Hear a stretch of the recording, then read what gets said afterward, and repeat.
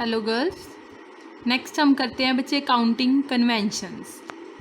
Accounting principles chapter है ये। मैंने आपको करवाया था प्रिंसिपल्स मीन्स हमारे रूल्स एंड रेगुलेशंस, हमारी अजम्पशंस जिसको हम अज्यूम करके अपने अकाउंट्स को बनाते हैं। मैंने आपको फर्स्ट लेक्चर में करवाया था अकाउंटिंग कंसेप्ट्स क्या होते हैं।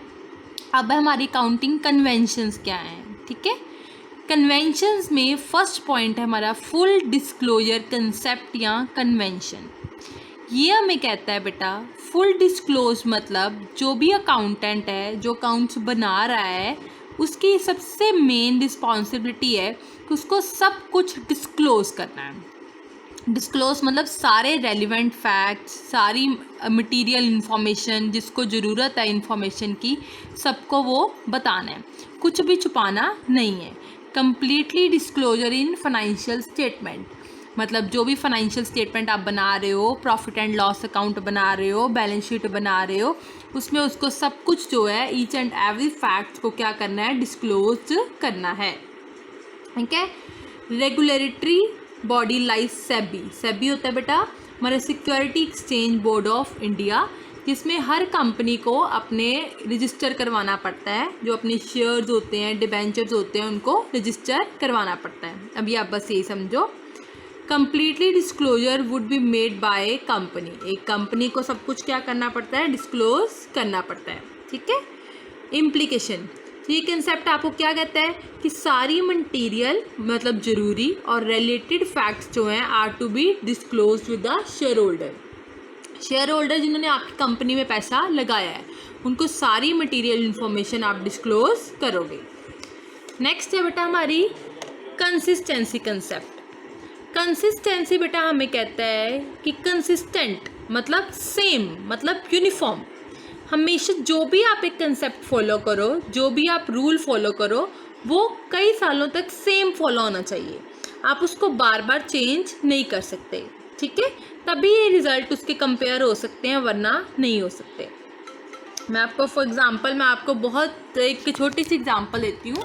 लाइक स्टॉक को हम कैलकुलेट करते हैं तो हमारे पास बेटा बहुत सारे मेथड्स होते हैं।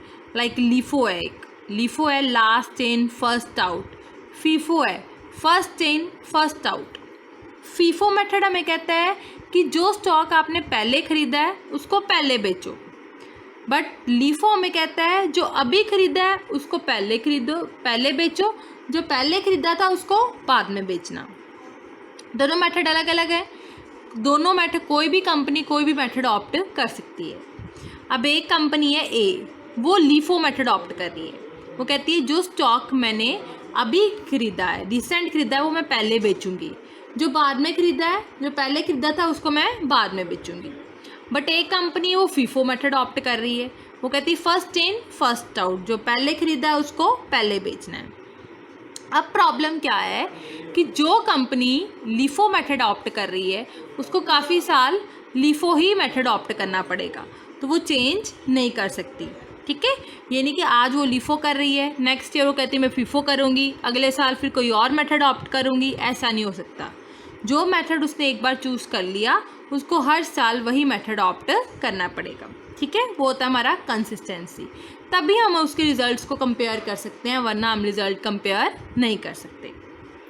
नेक्स्ट है बेटा हमारा ऑब्जेक्टिविटी। ऑब्जेक्टिविटी होता है मतलब हमारा मकसद, हम काम क्यों कर रहे हैं, ठीक है। हमारा ऑब्जेक्टिव क्या है, ये आपको ज़रूर रिकॉर्ड करना है। और जो भी अकाउंटेंट वो काम करे, जैसे मैं अकाउंटेंट हूँ एक कंपनी की, मैं जो भी अकाउंट्स बनाऊँ मेरा उसमें कोई भी पर्सनल मोटिव नहीं होना चाहिए। मतलब मैं बिना किसी भेदभाव के मुझे वो अकाउंट्स बनाने चाहिए।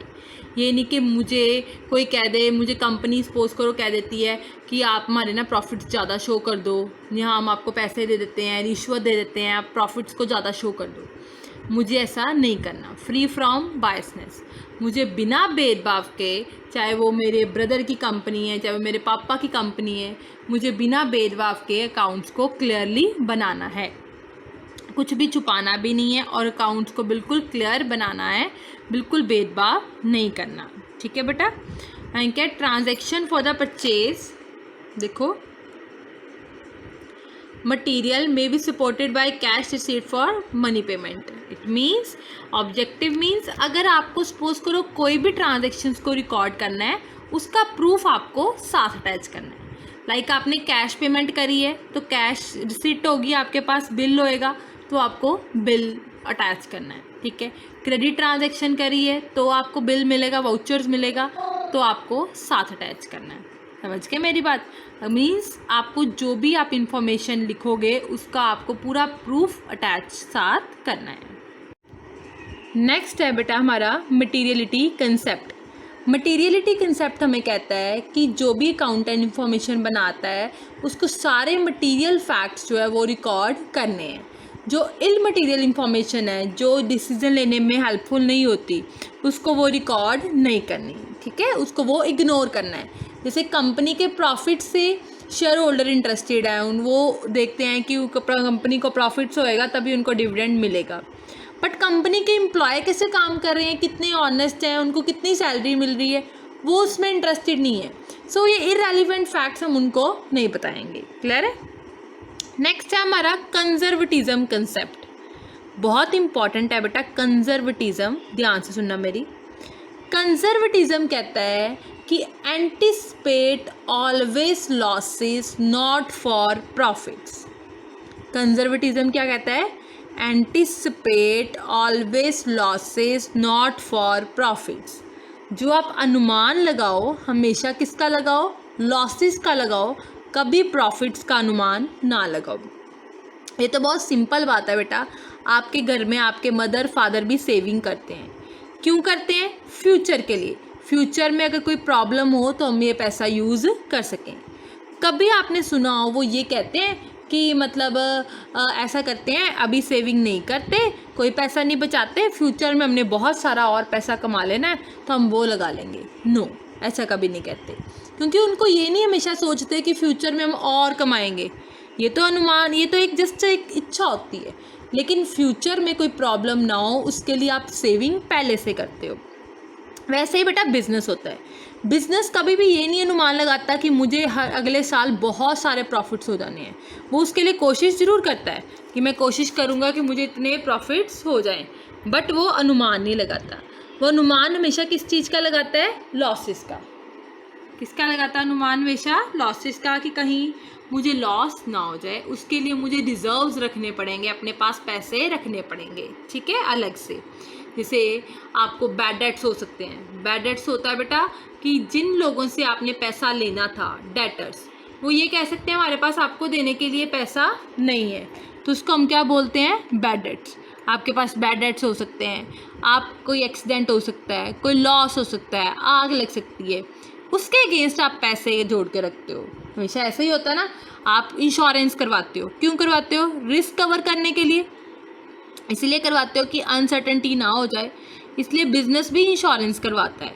कभी वो ये नहीं सोचता कि ये नहीं हो, हमें तो कोई नुकसान होना ही नहीं है, कभी आग लग ही नहीं सकती हमारे, हमने तो सारे प्रिकॉशंस लिए हुए हैं, ऐसा कुछ भी नहीं हो सकता, ठीक है। कि बिजनेस को हमेशा एंटिसिपेट किसका करना चाहिए? लॉसेस का, नॉट फॉर प्रॉफिट्स का नहीं करना चाहिए, ठीक है बेटा। ये हमारी काउंटिंग कन्वेंशंस हैं, ध्यान से पढ़ लेना।